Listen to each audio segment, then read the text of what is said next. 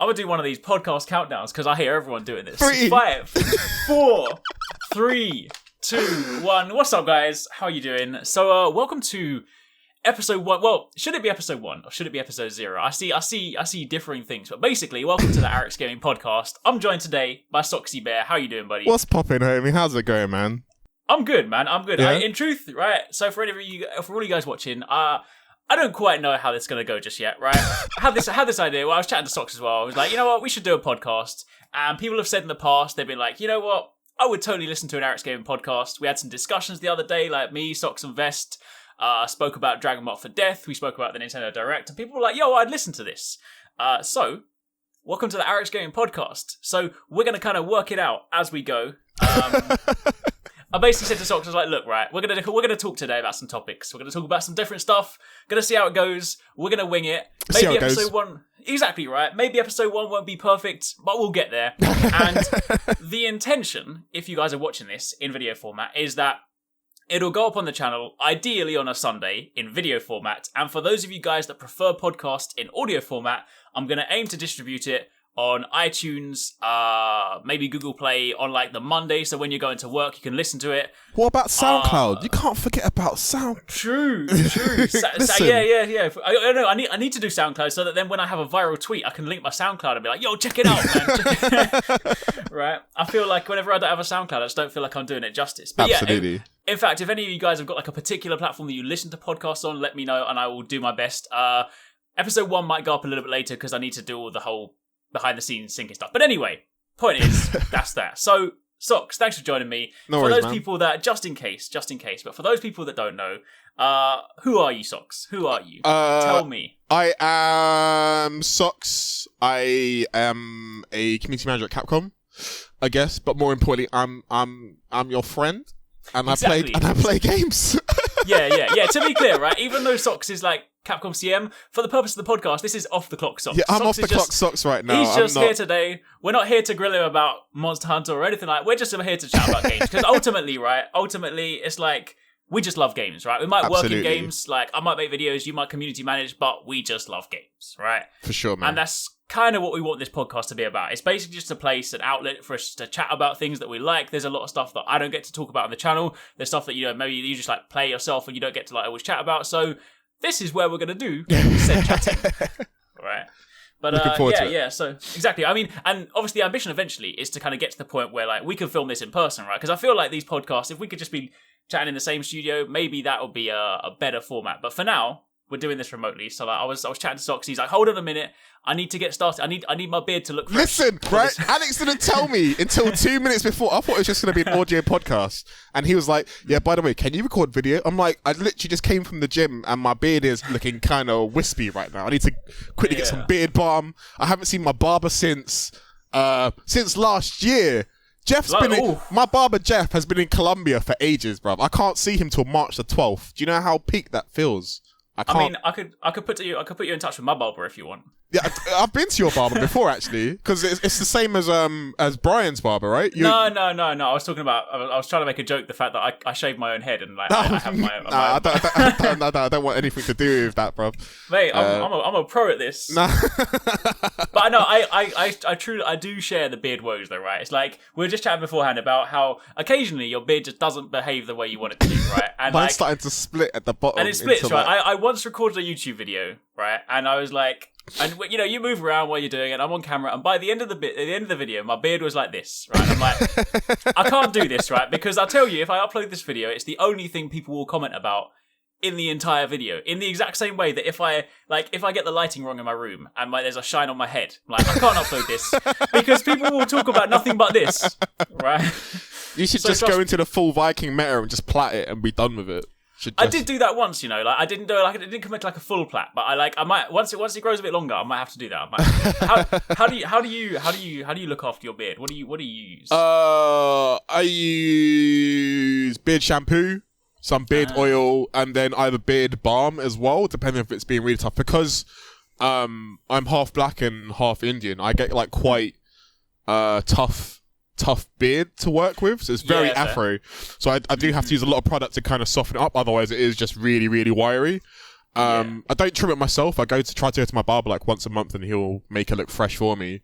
But yeah, that's basically it. Really, it's just like consistently using oil and beard balm.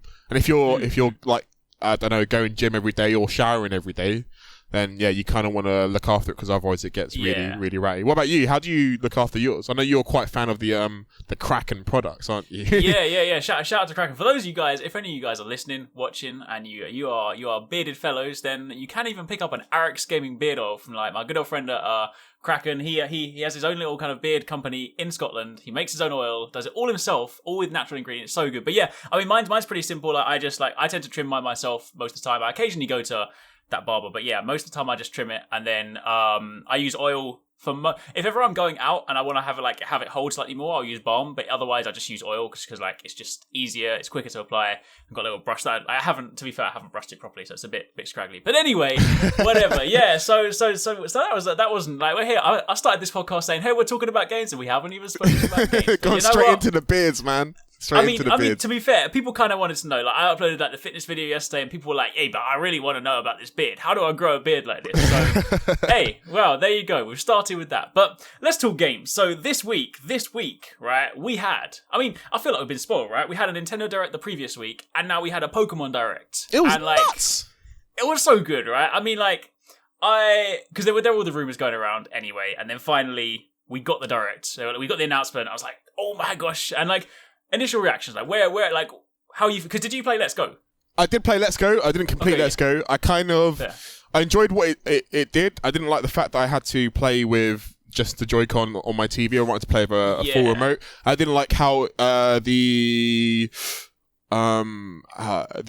capture system was kind of like slimmed down for Let's Go, so it felt more like Pokemon Go than it did like a traditional Pokemon game. So I don't think it held my attention span for as long as it should have. But seeing like Gen 8 Sword and Shield, that was nuts. And so good. My dude, London or England rather, like UK, let's go, come on. Mate, it's funny, right? Because when that happened, when the map came up on screen, right? Like in the back of my mind, I was like, is that England? But I kind of like I didn't kind of fully acknowledge it at first. I let it kind of pass me by, and then I saw your tweet afterwards, and I was like, hey, that's definitely like, it's definitely England.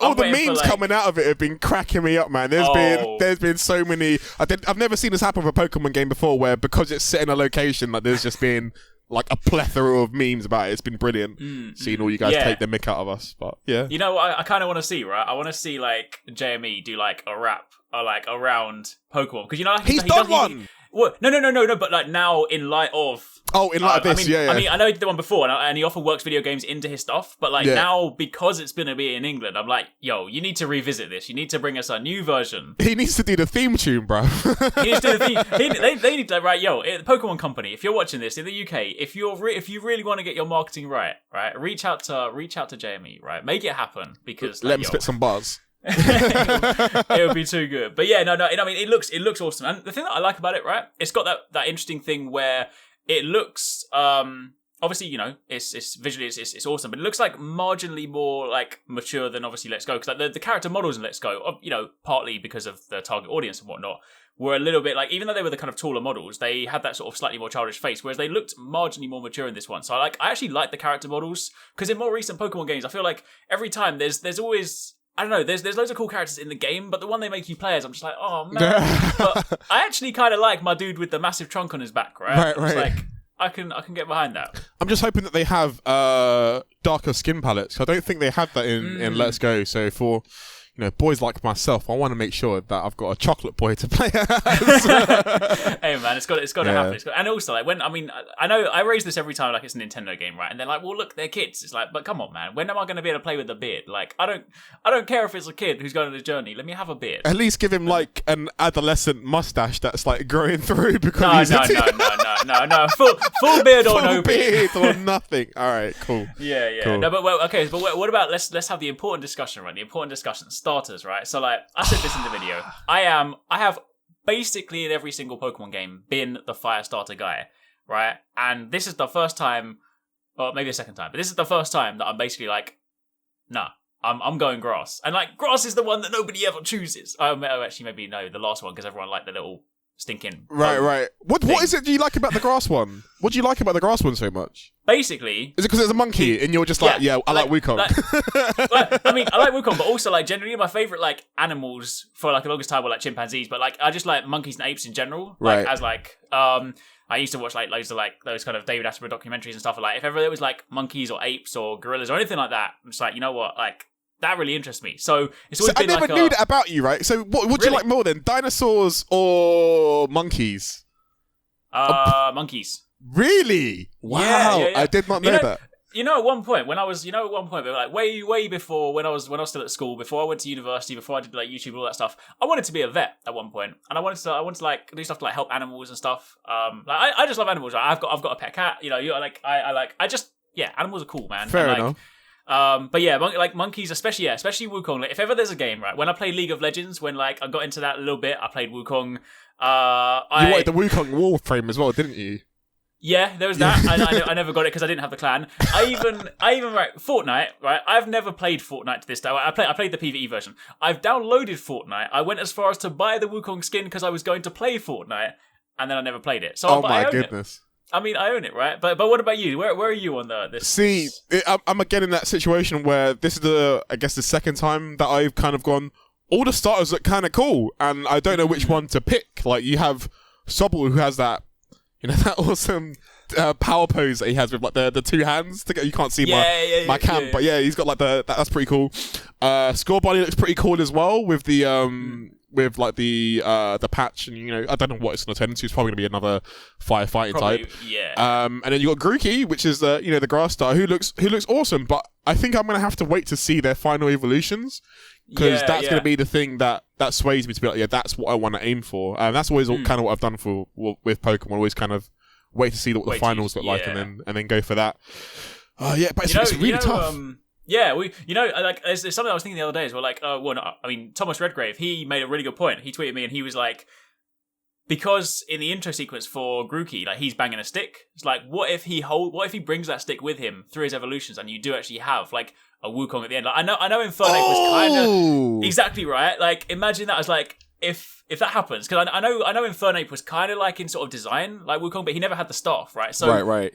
Imagine if he does keep that stick, and like his mid-evolution, he's kind of got like a slightly bigger like a twig, like a twig, right? And then eventually he's got a full-on just like Wukong pole. That would be sick. I had to be very careful there not to just say like he has a bigger stick as he goes along. I was trying not to like say just the obvious thing that people are going to be like, lol. Even though I basically just don't know. Yeah, anyway. But yeah, no, that would be really good. But the thing is, like, where do you stand on this? Because I kind of said this before. Like, I know, like in back in the day, like I always kind of talk about throwing back, right? But like back in the day, like when YouTube wasn't so prevalent, when like if you wanted to get your information, you had to like sign up to a forum, or you would get like games magazines and stuff. Like, I kind of miss those days, especially for Pokemon, where like you just don't know the roster when you start, right? Because like honestly, I was speaking about this before about the Sun and Moon. I planned out my entire team before the game was even out. I was like, these are the Pokemon that I want. Right. And then I feel like it impacted, because as I was playing through, I was just like, well, every time I got a Pokemon that wasn't that one, I was like, I'm not going to bother leveling up because I don't want it. And like, but I miss those days of back when, I used to play like, red, blue, gold, silver, ruby, anything like that. And I would just walk in the grass. And I remember when I think it was Ruby. I think the first time I ever encountered like is it called Skarmory? Like the metal bird looking one? That's right, yeah. In the kind of volcanic-y looking area. And I was like, it was crazy. I loved it.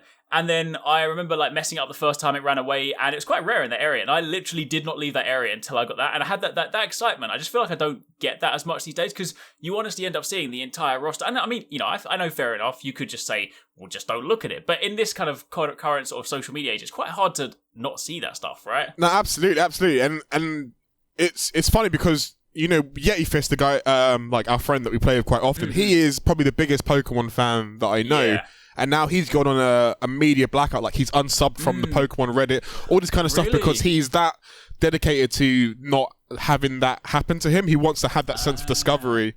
And you're right, it is something that I definitely do miss, because, you kind of want to go in and go, this Pokemon's cool. Does it evolve? I want to find out. And then someone tells you, oh, by the way, you need to use a stone, or it needs to evolve at this time of day. And you're like, that's really cool. Like, but if all that stuff's laid out to you beforehand, then you don't really have that you don't feel that connection to discovering the same way that your character's discovering in the game, So I definitely feel like, this media age has kind of changed that. And I'm maybe gonna try and do the same thing with this. Yeah. The same way I did with Breath of the Wild as well. I kind of just like switched off from all the information that came out about, because I know exactly I want to play this, and I mean I went on my Twitter, muted anything that was Zelda related, so I couldn't see that stuff. So I'm probably gonna do the same thing with this, to be honest. Once I've seen the final Evos, then I'll leave it at that. Yeah, that's fair enough. Yeah, that was tough. That was tough. To like, obviously we're both massive Zelda fans, right? Like, and I had Breath of the Wild like a little bit before, because obviously Nintendo sent us a review copy, and I was like eager to speak to you about it, because I was like, you're a fan. I was like, I'm not saying anything. I've got to wait. I'm just gonna wait. Like, that was this amazing. Guy, right, would like message me every day and be like, Socks, you need to play this game. That's all I'm gonna say. I'm gonna send you a smiley face, and that is it. That is all of it. You need to play this game as soon as possible. It was awesome, man. That was so good. That was good. But yeah, fair enough. Well, that's okay, right? Yeah, Pokemon. Safe to say, looking forward to that. Hopefully, I'm hoping there's some stuff that we haven't sort of seen too much, because there's a couple of things you can imply from the trailer, but I'm hoping that maybe like someone said, for example, oh, there's no like Pokemon following you. It's like maybe that hasn't been shown yet. So like, there's a few things that we could kind of hold out for. But fair enough. Yeah, still. So cool. I mean, right. So moving swiftly on. Now I feel like eventually, as we do more podcasts, I'll get to this point where I will be able to, as a podcast host, like seamlessly transition to a new topic without exactly right, without it seeming like a weird switch. But I'm not there yet, so we're going to talk now about fitness, right? Because I uploaded a video the other day on this, and people really enjoyed it. Pokemon training, fitness training. There we go. Teaching you the ways. There we go. I like that. I like that. Right. Cool. That's good. That is good. Yeah. So I uploaded this. Yeah. People showed like some great response. We had like loads of people like join the fitness Discord. We're kind of having great conversations now. And I really want to sort of touch on this, because like you, obviously you're also kind of going through this big journey yourself. Like, you kind of, we're almost sort of like doing it in parallel anyway. I mean, like, you've been, especially for the past like year, working like really, really hard on that. I kind of wanted to sort of touch on that briefly, because you, I mean, well, let's start with like why, because I mean, I think for a lot of people, it's always understanding. Like I said in the video, like I just kind of got to a point where like I wasn't happy, and then like that was my kind of point of realization of like I need to do something. So like, what was it for you? What was the moment where you were like, I need to do something? Like, I think it's kind of weird actually, because I was happy with my body for a long time, but with it's weird trying to talk about this. With mental health, obviously you don't look after yourself the way that you're supposed to. So it took maybe 2 years of me not feeling happy and ideal to slowly see those effects on my body, and I put on a crap ton of weight. And I just realized one day that I was just not happy with the way that I looked, and it was affecting me even more. And I kind of just ended up in this vicious cycle that I hadn't realized I'd put myself into. So I was like, this needs to stop.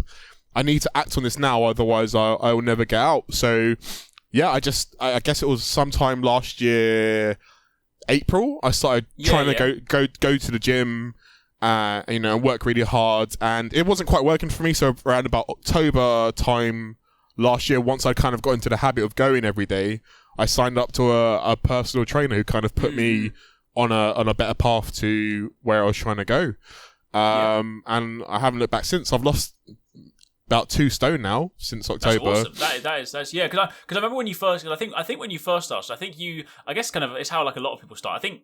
Am I right in saying that when you first began, you more started just with the training, and you're kind of like because obviously like it's difficult. You work in the city, right? Obviously, and whenever you're kind of working there, sometimes trying to eat correctly is harder, right? Yeah. So you started just by training to begin with, right? Yeah, that's right. I started training, and I started going gym on my lunch breaks.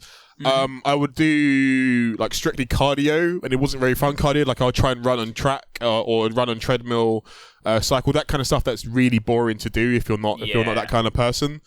It took me a while to kind of get the confidence to go into like the weight racks or using machines and stuff. And then once I had that confidence to kind of do that stuff, I realized that lunchtimes weren't working for me, so I had to start going in the mornings to make that work. And then that meant that I couldn't go to sleep as late. And as you guys know, we're all gamers here. We tend to play games to the early hours of the morning, so I had to stop that. Like putting strict bedtimes. Like it's crazy. Like the amount of work that goes into trying to be fit, there's lots of things that happen around it that kind of affect, and having that regular schedule. So like I'm up by 6:30 every morning, I get ready for work, I do stuff with the dog, and then I'm near the office by about 8:30. I go to the gym for like an hour and a half. I'm in the office by 10, do my work day. Sometimes I'll go gym again at lunchtime, and you just kind of you get into this routine. I mean, it takes like 30 days for it to kind of stick, but once it's there, and I never want to like go back to like how I was before. I feel like I've got all this energy, my mood's better, like mentally I feel great. I've just got loads of goals as well that I'm aiming towards, which is pretty cool. Yeah, well, I think that's one of the things, right? I think it's like, definitely, as you said, like those initial 30 days, like that's the point. If you can get past that, it gets to the point where it becomes habit, right? And then you just do it without thinking. I think that's often where a lot of people will break. I mean, they say it takes about 3 weeks to like form a habit, right? And like I think so. Yeah, the first few weeks will be like a battle. You're gonna have to wake up and you're like. It's super tempting to hit that snooze button, like, no, I want to go back to bed. But when you fight through it, but then it does get to the point now where it just becomes part of your day, and then it doesn't feel like I was speaking to people in the Discord the other day about like ultimately the way to make it work is it's the path of least resistance, right? Like if you have to suddenly start moving everything to make it work, you're never going to stick to it, right? Because it's just going to be. Whereas if you can find a part of your day that there is a gap and fit it in there, then it doesn't feel like you're moving around so much, right? And I think that's the super important thing. But I mean, you kind of already touched on that. But I wanted to one of the reasons I wanted to ask you as well, because I appreciate that. I don't lead like kind of a conventional. You got all the free time in the world, mate. I know, right? Yeah. No, it's funny though, because it's quite. I appreciate for a lot of people when I did that video. Some people it's like it's interesting to sort of hear that because a lot of people don't always realise the work that kind of goes on behind the scenes at YouTube. So it's obviously very easy to sort of think, you're at home all day, therefore you can do all that. Like I still work like a solid 10-hour day pretty much most days. But I feel like you obviously work in a corporate environment. So the fact that you found a way to make it work in the kind of quote unquote 9 to 5. I mean, I know you work longer than 9 to 5, but in the kind of quote unquote 9 to 5 framework, right? And you still found a way to do that. You play games with us all the time. With us, you do your job, you do everything you got to do, live your life, and you still work, and you can do gym, right? So it is definitely possible, but it is just about finding that place, right? Yeah, and absolutely, and I think that's what it boils down to: is do you have the willpower to go? Yeah, I want to go to the gym, but that means I have to change a lot of stuff in my life to make sure that I can do everything that I still wanted to do and still go to. Because everyone has, I know everyone's busy, but everyone has at least half an hour in their day that they could do something. Like if we look at the screen time that we spend on our phones, we all have like maybe 2 to 3 hours a day now. Like especially if we work in social media or we're always on the internet, like we have that time that we're not doing stuff. Like you spend half an hour a day, and that's what I did at the start. I was like, I may not have all the time, but at least spend 20 minutes going to the gym and run track, and then at least I'm building up a habit, and that's what it boils down to, really. I think the thing as well, like it doesn't as thing as well. It can often sort of seem like, I've got to go to the gym for like 2 hours, but in actual fact, most like conventional workouts, like my actual physical workout, like obviously there's travel time to the gym, there's like accessory work you can throw in, but like my conventional kind of time is about 45 minutes. I can complete most of what I do, my strength-based stuff, in about 45 minutes, right? So it's not even like a huge degree of time, right? Like obviously you can lengthen that out if you want to throw some cardio in, if you want to throw accessory work in, but like, you can definitely do something exactly to your point, like within a 20-30 minute framework, right? Absolutely. So, especially if you're on like a similar path to myself and you, where we're trying to slim down and trying to lean up. You don't need to be in the gym for ages to get that to happen. You just need to be intense with it and just get it done, really. And how like one thing for you, so like how do you track your nutrition now? Because obviously like for me, again, like I've got a bit more freedom. I'm at home, so I wear everything I eat. I count my macros, and I work with like MyFitnessPal. I know that you've been in like a caloric deficit for a while, but like, do you track it slightly more broadly? I mean, do you just count calories? Like, how have you been doing? Because obviously, I definitely do try to track it more. I don't track macros extremely to the same way that you do just yet. I still have fun with my diet, but I definitely, the most important for me to do is track my calories. But I try to make sure that my food portions match up with what I should be having. So I kind of stick within calories and kind of keep to like the same portion. So I have like half of it's meat, a quarter to less than that is carbs, and the rest is like veg and some fats. And obviously if there's days where I'm feeling hungry, because I'll have more food, because I'm tracking also the calories I'm burning, or the average calories I'm burning. I use an app called MyFitnessPal to do most of this stuff. So you should never feel like you have to like just go like mad hungry. Obviously there's going to be some discomfort because you are changing the way that you eat and stuff, but on the whole it's calorie deficit, and I try to stay about 1,000 calories down each day, so that I can. That's a pretty big deficit. It is quite a big deficit, and I do have cheat days each week to kind of alleviate that by trying to lose okay, I'm trying to lose a kg a week basically, and Okay, that's like the smoothest way to do it that I found for me. So yeah, I hit the week really hard, and the weekend have a small break, then do the same thing again. Nice. It's worked so far. I've lost about 2 stone. I still get to eat chorizo, which is like my favorite food ever. And it's working out for me. Yeah. Nice. Yeah, no, that's good. Yeah, I think that's the important thing, because again, like a lot of this stuff can be quite daunting. Like, I've been sort of talking to people about like the process, and I appreciate, when someone first says to you, well, if you want to do this, you can start weighing your food. And you're like, really? So like, yeah, there's definitely ways to like, to kind of sort of, Yeah, definitely do it in steps. Stages, like trying to make like a massive change is just not going to work, because you're having to work hard at the gym as well as working hard on your diet. Unless your willpower is that focused to do that, you will break. And then when you do break, you will get disheartened by the fact that you have broken. So like, I started off really simple at the first with my diet and just going, don't buy sandwiches from Tesco's every day and make your own food. Don't buy Coke like every day. Just drink water or buy like calorie-free drinks instead. And I know that's not the best way to do it, but you're still making changes to your diet that makes it easier to then make the next step afterwards. And once you've kind of nailed one goal of doing that for a set period, then you add another one. It's all about taking the steps, because if you look, this is like more of like the way that my brain works when doing this stuff, is you don't look at the end goal and see how daunting that is. You look back to see like where you was, and you keep going forward. You have to just keep taking those steps, and that's what keeps me going. It's definitely like little steps, right? It's definitely not about like, it's about kind of long-term changes. So yeah, I think that's absolutely. But yeah, as well as tracking like diet, it's also good to track like your progress in the gym, because there was stuff that I was doing when I first started, which would absolutely kill me, and now I do that now and I'm laughing like it's not an issue.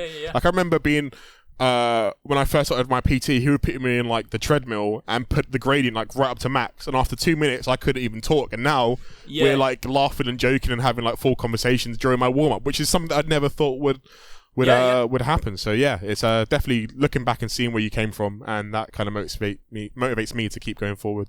Yeah, 100%. No, I always say to, because I speak to my trainer all the time, like, I always say to him, like, I really wish the first time I ever trained with him, I recorded it, because like that session that was before I started training. That's how I was like super unfit. Like I'm talking, I couldn't do like a press up. I was struggling to do sit ups. I was struggling with like a 4 kg dumbbell bench press. Right, like that's how bad it was. And I was like, I really wish I'd recorded it back then to be able to like look at that versus like now. I have it in my head anyway, but just from like a progress point of view, it would have been cool. But yeah, exactly right. It's about having that, storing that, and kind of that keeps you going forward, right? Even if like you keep all these things, you don't even have to share. Like even if you take photos, right? Just you don't have to share them with anyone. Just like keep them for yourself, and then you can look 6 months down the line and kind of just see those changes. That's exactly what I do. I take photos like every couple of weeks, and then keep them for myself to see what. Oh yeah, like I've lost fat on my belly. That's pretty cool, but I don't have to share it with anyone. But yeah, no, exactly whatever helps you kind of keep progress is definitely helpful.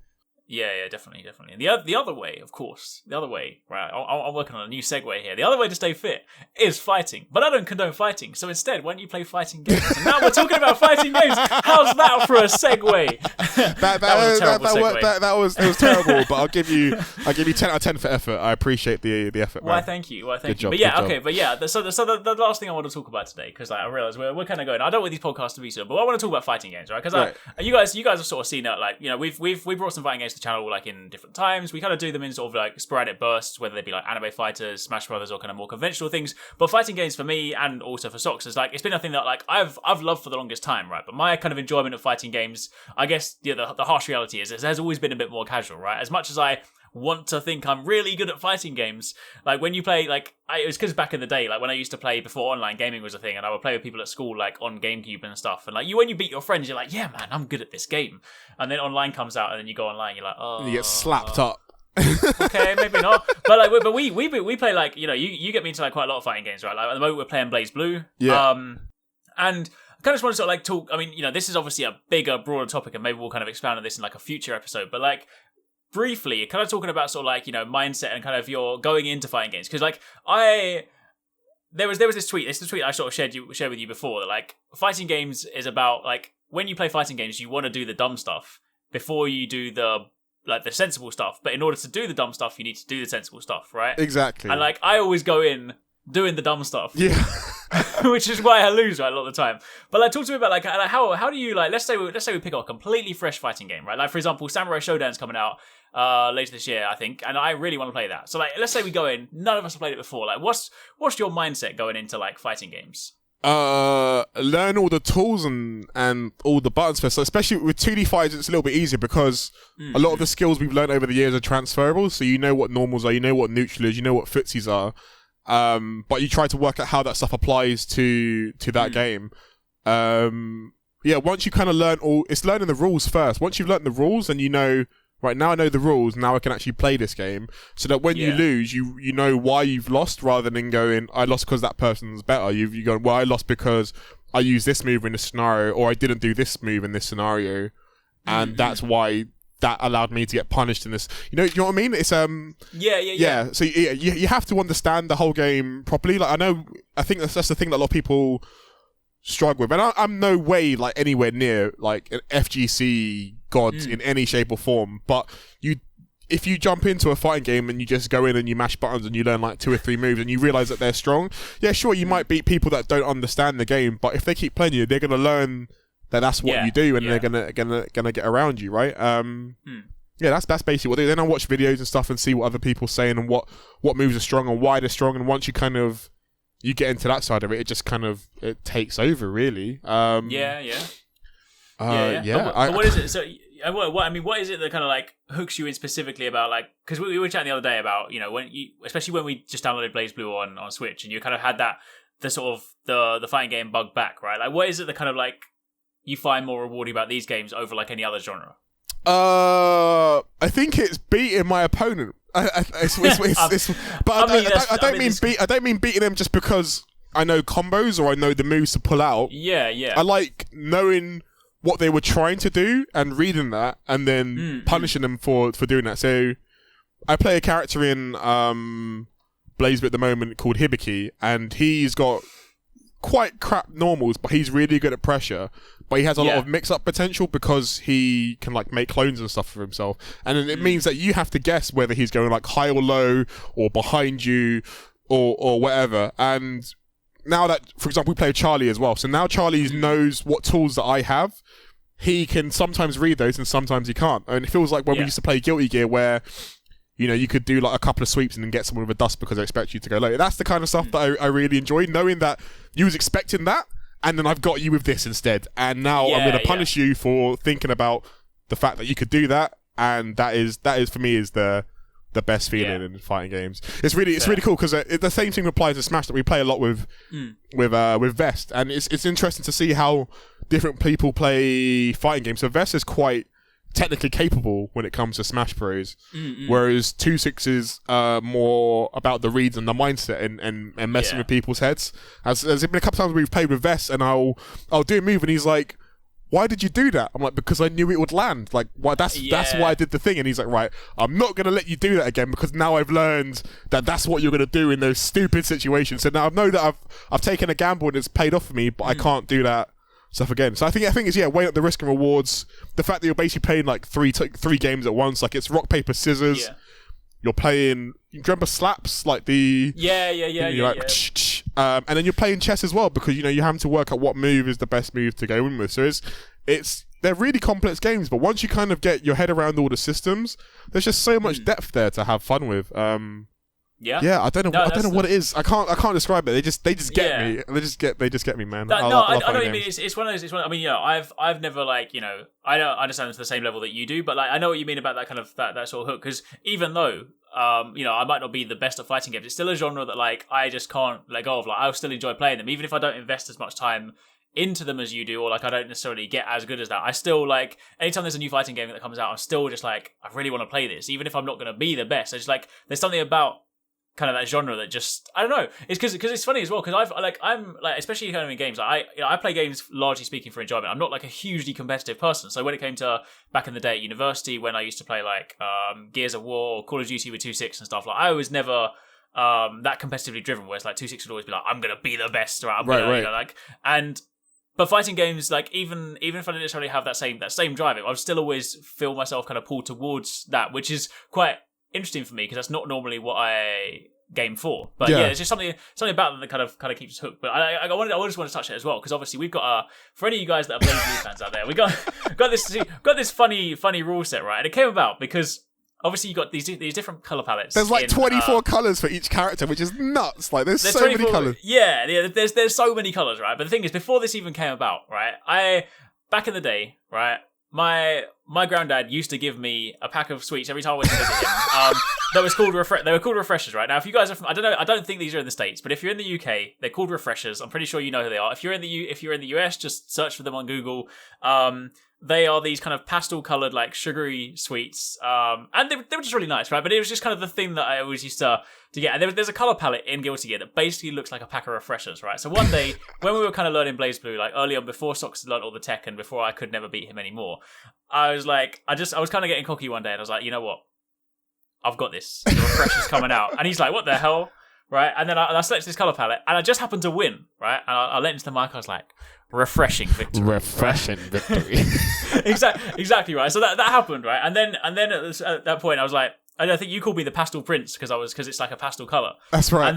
And then Socks invented this rule set. So talk to us about what's pastel prince. The pastel prince rule set, right? So basically, you're only allowed to wear the pastel prince colors if you're the undisputed champion.